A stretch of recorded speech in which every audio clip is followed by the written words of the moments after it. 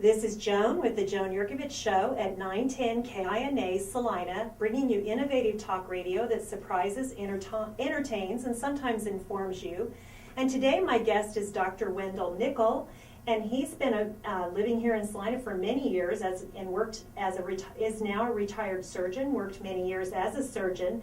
We just had a good laugh here where he talked about his little stunt he played when he was conducting the band out at Oakdale Park. He does play with the symphony, and you'll have to go on joanjerkovich.com to take a listen to what he had to say. We had a good laugh over that. But Dr. Nickell's here today to talk to us about his experience as a caretaker with his wife who had Alzheimer's. And I definitely want you to stay tuned for my second guest, who is actually a representative of the Alzheimer's Association.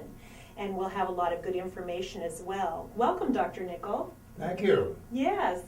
Well, you have had quite an influence here in the community stemming from your wife, and her illness. But let's get back to the beginning. Tell me the love story. Tell me the love story of how you met your wife, where you met her, and how long you were married. We met in the anatomy lab at KU Medical School at a time when the lab was in Lawrence, not in Kansas City. Now it's in Kansas City. And so I met her while she was working on a cadaver. And so you bonded over a dead body, right? So that now, she was also in medical school, is that correct? What? She was also in medical school? Yes, yes. And we ended up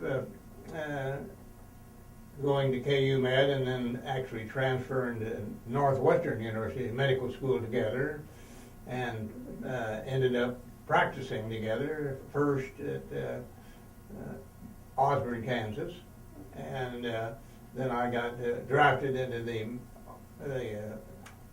war as a flight surgeon, and after that I decided I didn't know enough, so I went back and spent 4 years training to be a surgeon.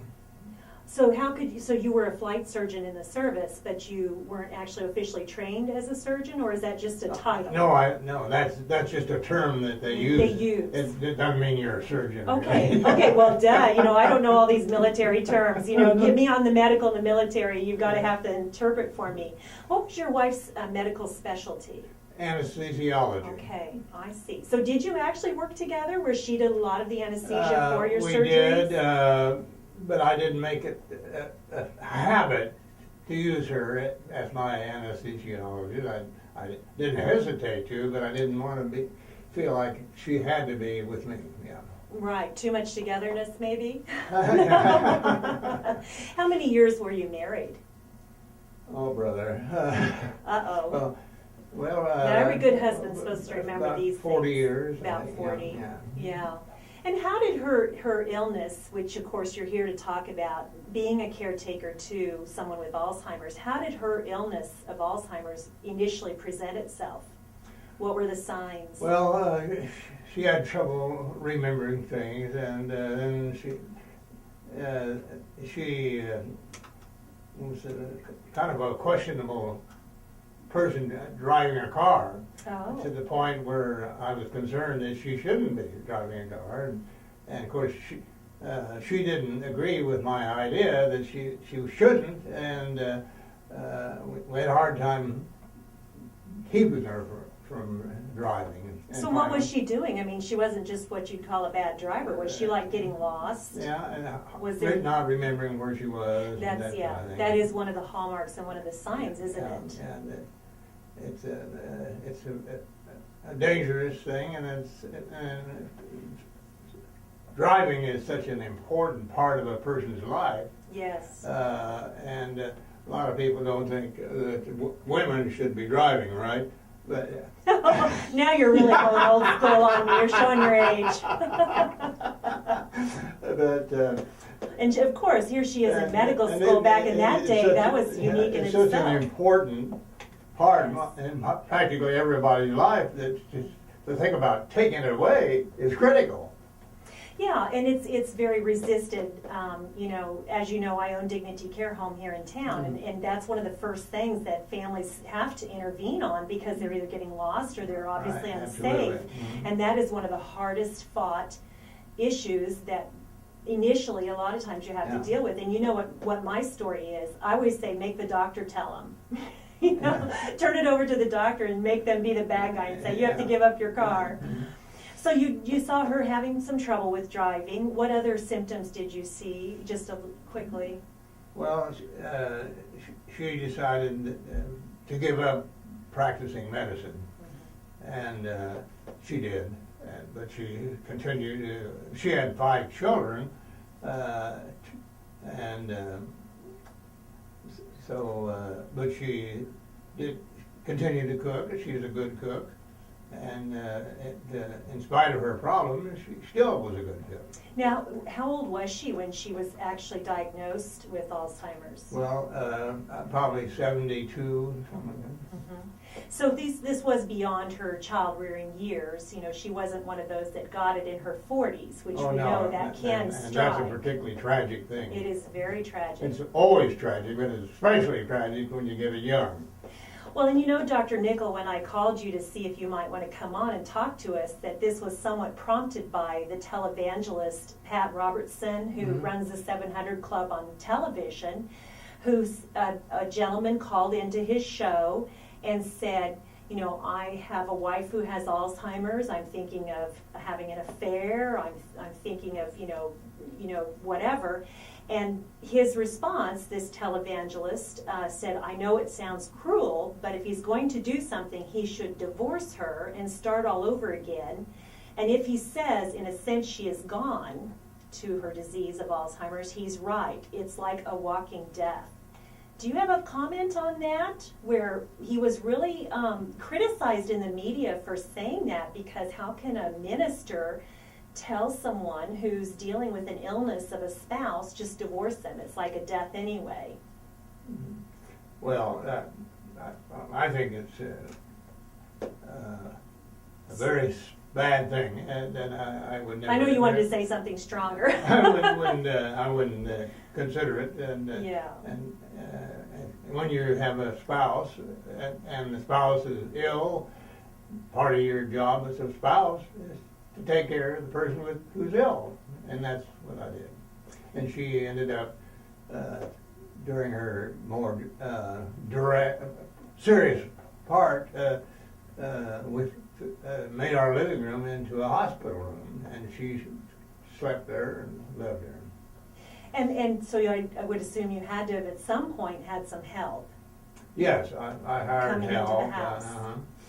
And that was critical to have somebody there to see that she ate and was bathed and all that sort of thing. And that's all part of that disease and how it progresses from a forgetfulness such as taking the car out and forgetting where they're driving to the point of needing just their daily activities of living, you know, taken care of, such as bathing and eating and those sorts of things. So what emotionally did you sort of go through with that?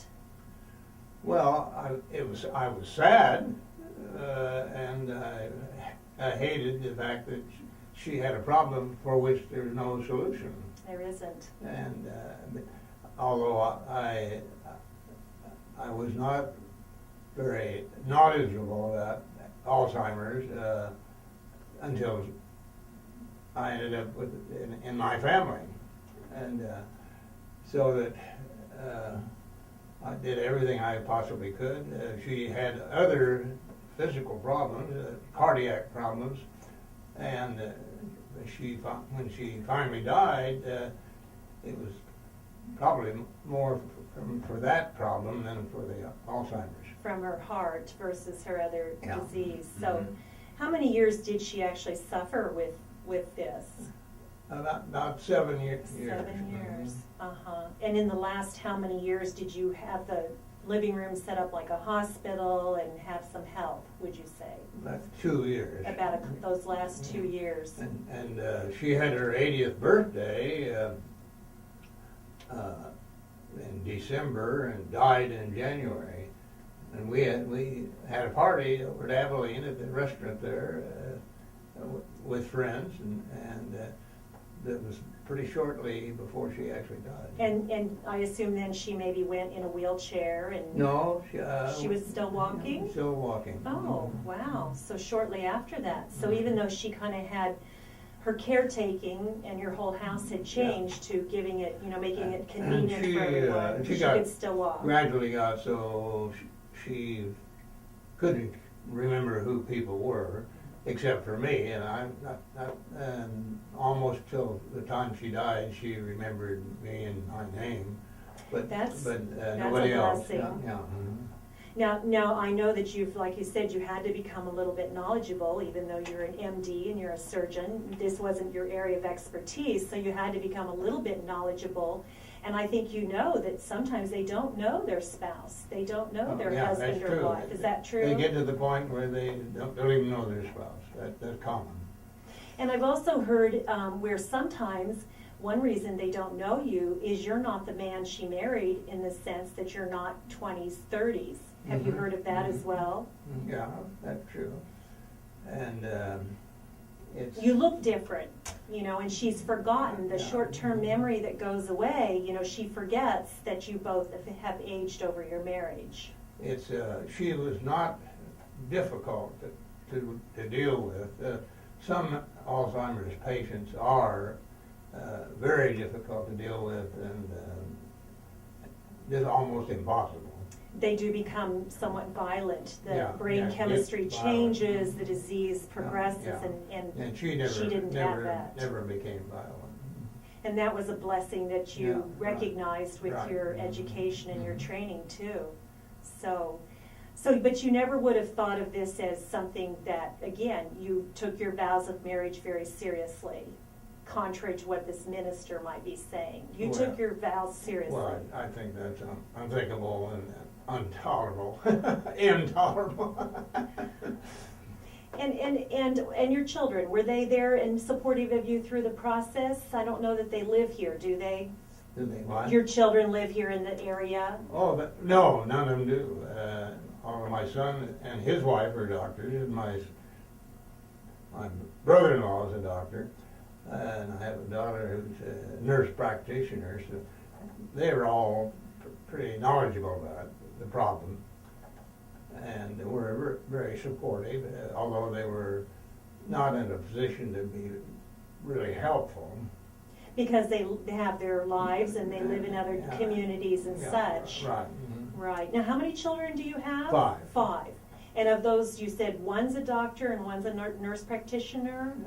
And then you have other children that I assume have professional things, but none of them live right here. They're all advanced degree persons. 2 of them are involved in the arts. 3 of them, actually. Well, and that makes sense too, because you're, like we talked about in our little break, you're yourself a musician. We're playing with the symphony, Salina Symphony here in town. And we've got plenty more to talk about with Dr. Wendell Nickell as we come back, but we're going to take a short break and stay tuned for more with Joan on the Joan Jerkovich Show. And for video outtakes, podcasting, and a link to our iTunes, go to joanjerkovich.com. This is the Joan Jerkovich Show on 910 KINA, Salina. I'm off today, Ben. I'm just off today. I just feel discombobulated. I've had a real busy couple days. You're a very good interviewer. I don't know about that. I felt sort of off. And you're my second interview for the day, and I gotta get some water. Yeah, we can take a little this. bit. You haven't touched it. Yeah, there you go. What else do you want to talk about? What do you think is important with what you've lived through and done that you want to talk about in the next segment? Well, I think probably the most important thing is that after I became involved with this problem, I started studying it, which I hadn't done before. Being a surgeon, really, it's not in my bailiwick. Exactly. And so I decided to get serious about it, and I organized a study group to